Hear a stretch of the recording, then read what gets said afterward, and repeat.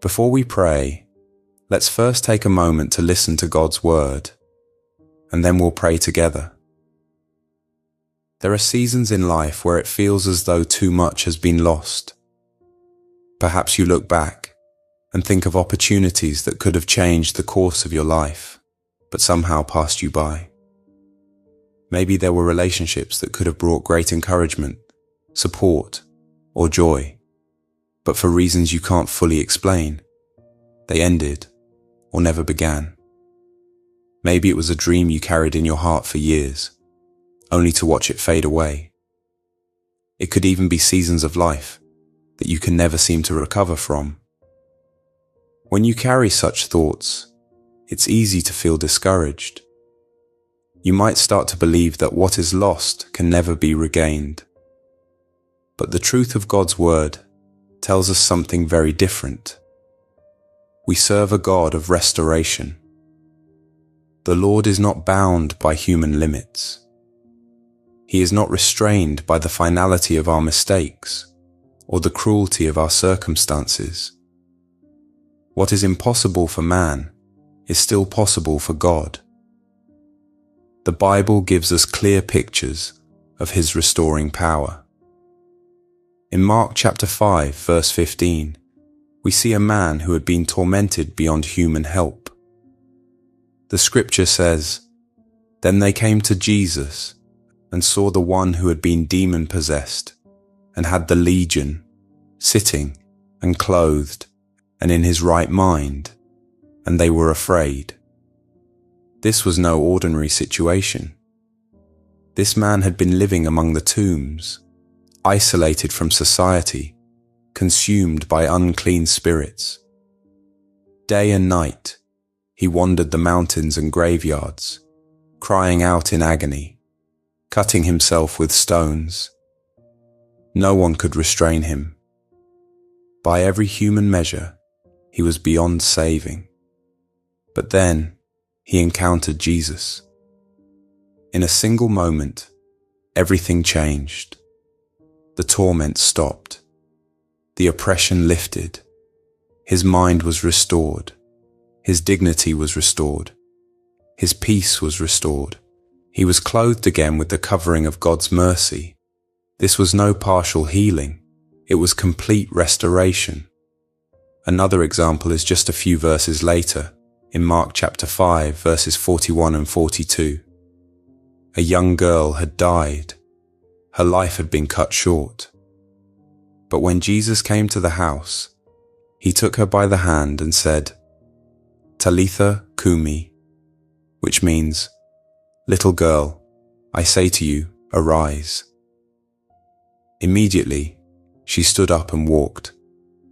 Her life, which had ended, was given back. Her parents and everyone present were overcome with amazement. In both these stories, one truth becomes clear. Jesus restores what seems lost beyond repair. Whether it is a shattered mind, a broken body, or even life itself, he is able to bring it back. Nothing is beyond his reach. So, if your prayer today sounds like, "Lord, I need you to turn things around in my life," you are praying to the right one. If you find yourself saying, "Lord, I need your favor.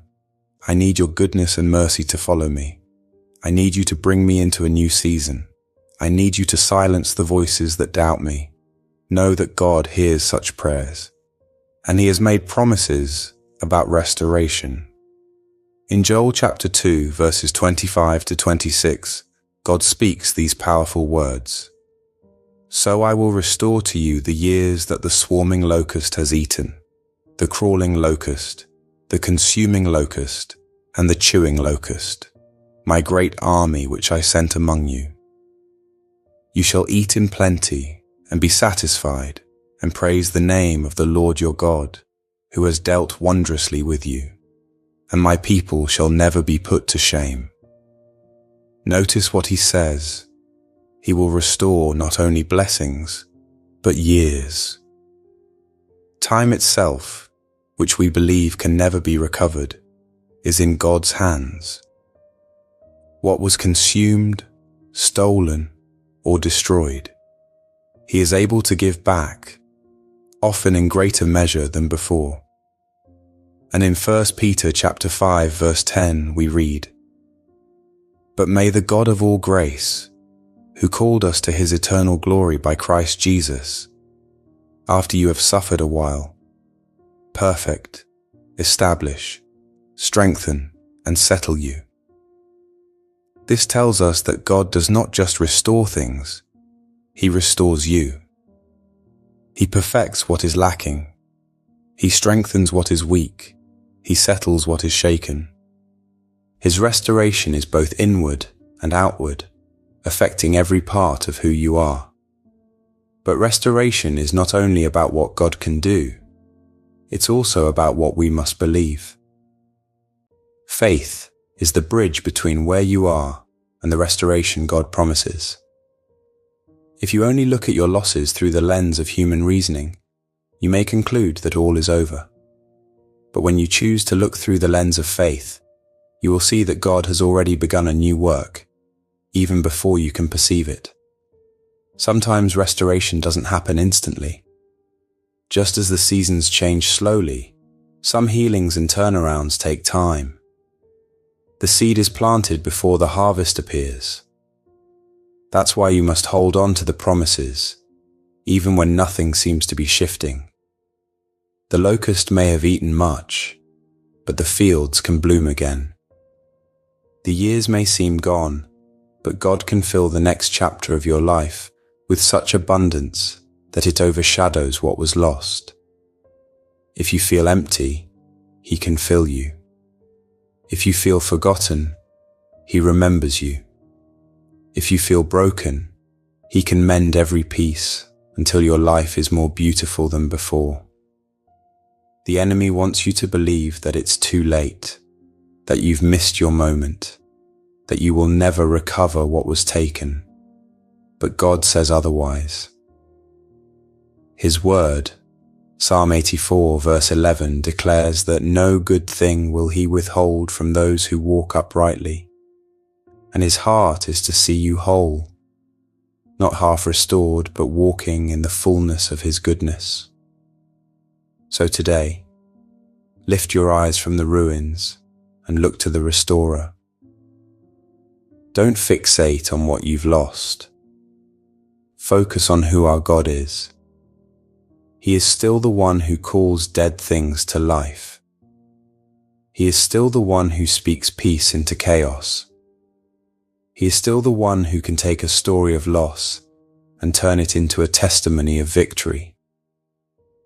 Pray boldly and stand on the truth that Jesus Christ restores. Your restoration may not look exactly like your past. It might be something new and greater, or something beyond what you could imagine. Because with God, the best is not behind you. The best is yet to come. Now let's take a moment to pray together. King Jesus, you are sovereign over all the earth, and yet you know me by name. Your word says in Isaiah 55 verses 8 to 9, "For my thoughts are not your thoughts, neither are your ways my ways, declares the Lord. For as the heavens are higher than the earth, so are my ways higher than your ways, and my thoughts than your thoughts." Father, I take comfort in this truth, because I do not have to understand everything to trust you. Your wisdom is perfect. Your timing is flawless. Your perspective is eternal. Forgive me, Lord, for the times when I have questioned your plan. Forgive me for moments when fear or impatience caused me to doubt your goodness. Forgive me for the times I leaned on my own understanding instead of leaning on you. Wash me clean from the pride that thinks I can manage my life better than you can. Purify my heart so that my trust is not conditional on seeing results, but rooted in who you are. Lord, your word is filled with reminders that you are a God who restores. I think of the man tormented by a legion of demons, living among the tombs, isolated and beyond human help. But when you stepped into his story, everything changed. You cast out the darkness, restored his mind, clothed him in peace, and gave him back his dignity. And also, you raised a little girl from death. Lord, if you can call the dead to rise, then surely you can breathe life into the places in my own life that feel dead. Dreams that have withered, hope that has faded, joy that has been stolen. Father, I lay before you every loss, every disappointment, every unanswered question. I place into your hands the relationships that didn't work out, the opportunities that slipped away, the seasons I wish I could relive. I release them all to you, because I believe that you have something greater in store. Your word in Jeremiah 17 verses 7 to 8 says, "Blessed is the man who trusts in the Lord, whose trust is the Lord. He is like a tree planted by water that sends out its roots by the stream and does not fear when heat comes, for its leaves remain green, and is not anxious in the year of drought, for it does not cease to bear fruit." Lord, make me like that tree. Let my roots go deep into you, so that no matter the season, I remain steadfast. When heat comes, let me not wither. When drought comes, let me not fear. Let my life bear fruit that lasts because it is nourished by your presence. I surrender my plans, my timelines, my ambitions, and my desires to you. I choose to trust that if you close a door, it is for my protection, and if you open a door, it is for my calling. I refuse to measure my future by my current circumstances, because I know you are working behind the scenes in ways I cannot see. Lord, teach me to silence every voice that contradicts your promises, voices of doubt, fear, and discouragement. Let your word be louder than my emotions. Let your truth override the lies of the enemy. Remind me that even when the enemy comes to steal, kill, and destroy, you have come to give life, and life more abundantly. Help me to see that what looks like a setback may be a setup for something greater. What looks like loss may be a doorway to a better season. What looks like unanswered prayer may actually be your loving hand guiding me toward what is best. I pray for the faith to keep walking when I don't know the destination. I pray for the courage to keep standing when the battle feels long. I pray for the patience to keep waiting when nothing seems to change. I pray for the endurance to keep praising when I feel weary. Holy Spirit, fill me afresh. Breathe into my heart the assurance that God is for me and not against me. Help me to remember that my worth is not in what I achieve, but in who I belong to. Strengthen me to resist the temptation to give up or give in. Keep me close to your heart so that I may know your voice and follow where you lead. Lord, I believe you are working all things together for my good, as you promised in Romans 8, verse 28. So I declare today, my trust is in the Lord, my hope is in the Lord, my future is in the Lord. I will not be moved by what I see. I will stand firm on what I believe.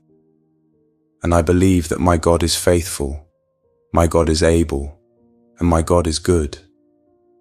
Thank you for the restoration that is already on the way.